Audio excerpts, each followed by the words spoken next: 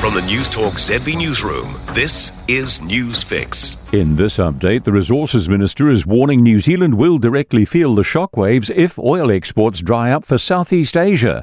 Shipping passage the Strait of Hormuz is largely closed because of fighting in the Middle East. Oil from that region makes up most of Southeast Asia's imports. As a result, there are reports South Korea, which provides 47% of New Zealand's fuel, may curb exports to protect its own economy. Shane Jones says we have a huge reliance on Southeast Asian markets. Where do we get our coal from? We get it from Indonesia. Where do we draw a lot of our industrial products from? We get them out of Southeast Asia. Commitments to humanitarian law could reduce the worsening impacts of war. The International Committee of the Red Cross is meeting officials in Fiji, New Zealand and Australia, pushing for humanitarian interests in the region. They want to ensure those affected by conflict can access aid, highlighting Red Cross efforts in Afghanistan and Pakistan. Asia-Pacific Director Regis Savio says humanitarianism is crucial, with more civilians at risk from escalating tensions. Today there are more than 130 conflicts around the world. Humanitarian law will limit the consequences of these conflicts. Teachers have the resources to teach students financial literacy ahead of it becoming mandatory in schools next year. The Retirement Commission and Education Ministry have released new guidelines to schools, including resources for covering key money topics.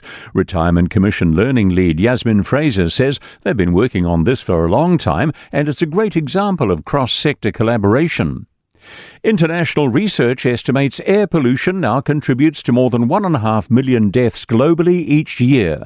Air Quality Collective Director Guy Colson says we often recognise the immediate threat of fires but overlook longer-term health effects. Mr Colson says smoke contains toxic particles, increasing the risk of respiratory diseases. That's news. In sport, Moana Pasifika have stayed within touching distance of the Blues despite a red card in their Super Rugby game underway at Eden Park. The Blues led 15-7 at half-time, with opposing halfback Augustine Pulu no longer playing a part after a high tackle. Half-centuries to captain Mealy Kerr and Georgia Plimmer have carried the White Ferns to 190 for 7 in their first T20 against South Africa at Bay Oval. Following a diamond duck to Izzy Gay's run out from the non-striker's end, Kerr stepped in and raced to 78 off 44 deliveries as part of a 146-run partnership with Plimmer, who hit 63. South Africa moments ago, 9 without loss after 2 overs, chasing 191 to win. That's sport. I'm Joe Gilfillan. For more news, listen to Newstalk ZB on the free iHeart app.